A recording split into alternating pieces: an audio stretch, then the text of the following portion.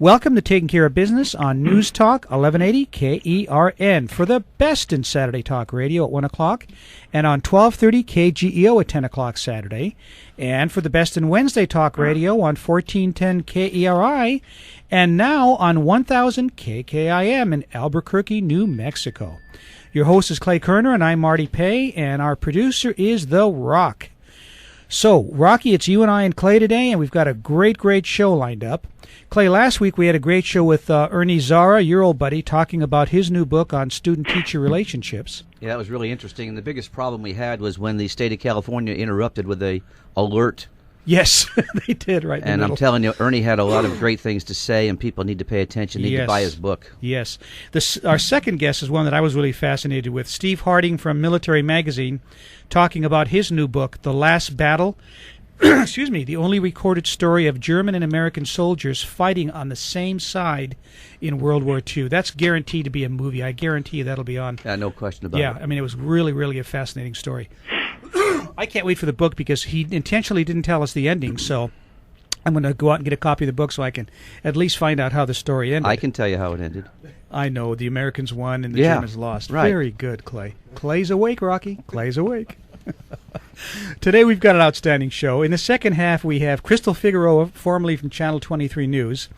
And right now, by phone, we have one of my favorite guests. You know, Clay, I did a little counting the other day. We've had about 250, 300 guests over the course of the last 3.5 years we've been doing this. Mm-hmm. And I can't think of anybody that I admire or respect more than the guest we're about to have on. Well, you've talked about him a number of times to me personally. Yes. I don't. Have you interviewed him before? We've had him on twice. I've been here. I was here with you once. Okay, because we've had him on twice. That was the best interview when I was here. Well, that of course. You were awake through the whole thing, too. Former senatorial candidate, senior fellow at Pepperdine University, author of a great book, Obama's Globe, A President's Abandonment of U.S. Allies and the World, and also a former host on, I think it was ABC, I may be wrong, in Los Angeles. For years I watched his commentary, Bruce Herschensohn. Bruce, welcome back to Taking Care of Business. Thanks for what you just said. I really appreciate it. Thanks, Marty. Good to be with you. Well, I always appreciate having you on, Bruce, and I love your perspective. And I can't wait to hear your perspective on Syria, because I've got to be honest with you. I'm going back and forth in my own mind on this. Are you? Uh-huh. Yeah, which I know a lot of people are. Yeah, sure. So sure. What's the president doing? I was, and I sure remain, very much opposed to the president asking for Congress's authorization. He doesn't need to.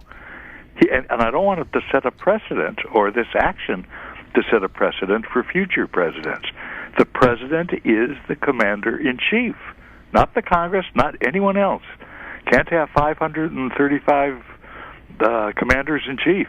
He can always ask anyone he wants for their opinion, naturally, but never for anyone else's authorization.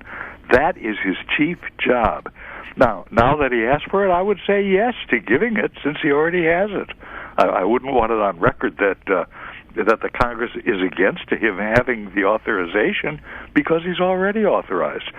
But I sure would not vote for it with the stipulations that the Senate seems to be asking for, because therefore they are stipulating that he limits the force that he uses. It's no longer an authorization. It's a limitation for which I would never vote.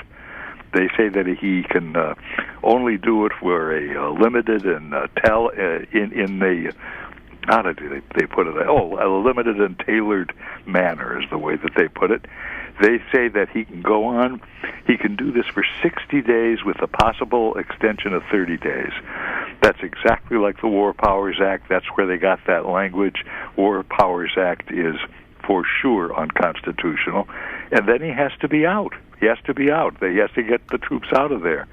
That is a legislative veto over a president's actions in foreign policy that is unconstitutional, and I'll just stop there, and you can say or ask or do whatever you want. Well, a couple of comments on that, Bruce. You know, first of all, I'm just reminded of a comment that David Axelrod made, who I don't particularly like, but he said Congress is a little bit like the dog that caught the car. It's like, what are they going to do now? Uh-huh. Because, they were asking for this, and Obama threw it back in their lap. But, I keep on, and again, I'm vacillating back and forth on this, I have to tell you. But, one thing that, and I've watched a lot of the military experts over the weekend, Obama's talking about just firing a shot across the bow and making a splash, and that's about it. That's outrageous. It is because, and all the military men are saying it's not going to accomplish anything. But then again, is his thinking that's the only way he's going to be sure there's no reprisal against Israel is by just, making a show of force like Clinton did years ago? I think you got to say, I believe this. The guy despises foreign policy. It's a nuisance to him. He loves the domestic policy. He loves the kind of things that he's doing. This is all a nuisance. And he's been that way ever since he came into office.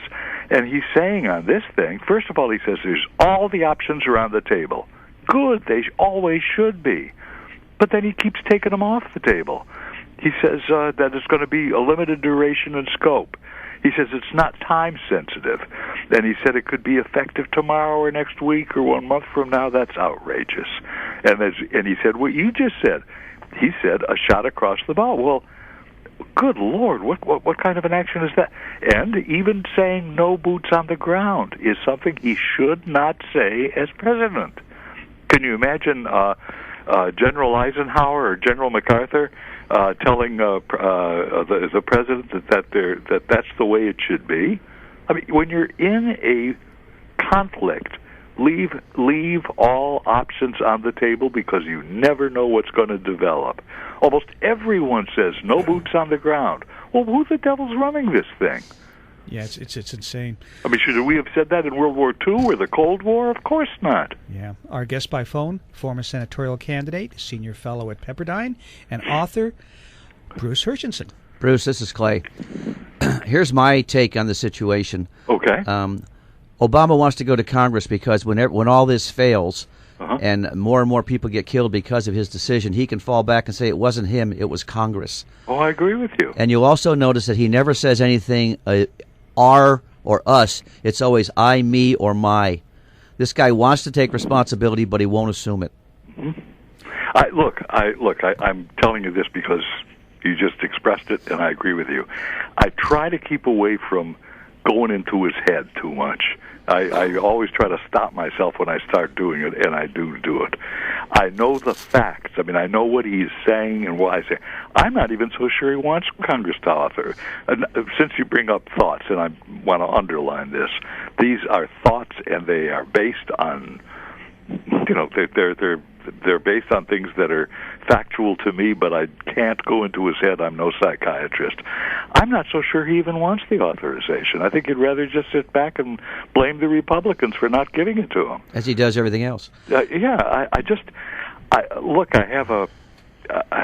don't have high esteem for his leadership. I'll put it that way, because of all of those things that have happened since the start of his administration. One thing he did, which is, I think, again, I'm underlining, my opinion, the reason that the House of Commons was so adamant in voting this thing down for Prime Minister Cameron was because they were so heavily insulted by President Obama on the return of the bust of Churchill. I agree. Oh, yeah. And beyond that, giving an iPod to the Queen with his inaugural speech. I mean, come on. Pretty self-centered. He's talking to everybody except the one group he needs to talk to, and that's Israel, because they have the most to lose here. Oh, there's no question about that. No question about that. And of course the feeling there is that they've got to do this stuff on their own. And boy, they sure have the will to do it on their own, but no one is positive that they may have the strength, the power that would be necessary. We just don't know. Bruce, I'm thinking back on a book that I know you and I are both very familiar with, Guns of August by Barbara Tuchman. It's the book that talks about how all the nations got involved in World War I, and one thing led to another. It was a big domino, and nobody really wanted it, but it ended up being World War. Mm-hmm. And I remember Kennedy was reading that book during the Cuban crisis, which is one reason why he took the approach that he did. Mm-hmm. Are we looking at maybe the same kind of danger here, where if all of a sudden we go into Syria, a little stronger than we should, that he's going to turn around and all of a sudden Russia's going to be involved, Syria and Iran may attack Israel. Are we looking at a domino effect here where we may all of a sudden start having a really major conflict? And let's do this. If you could answer that question after the break for me, okay? Okay, we'll be back in a moment on Taking Care of Business on Koerner Radio, News Talk 1180.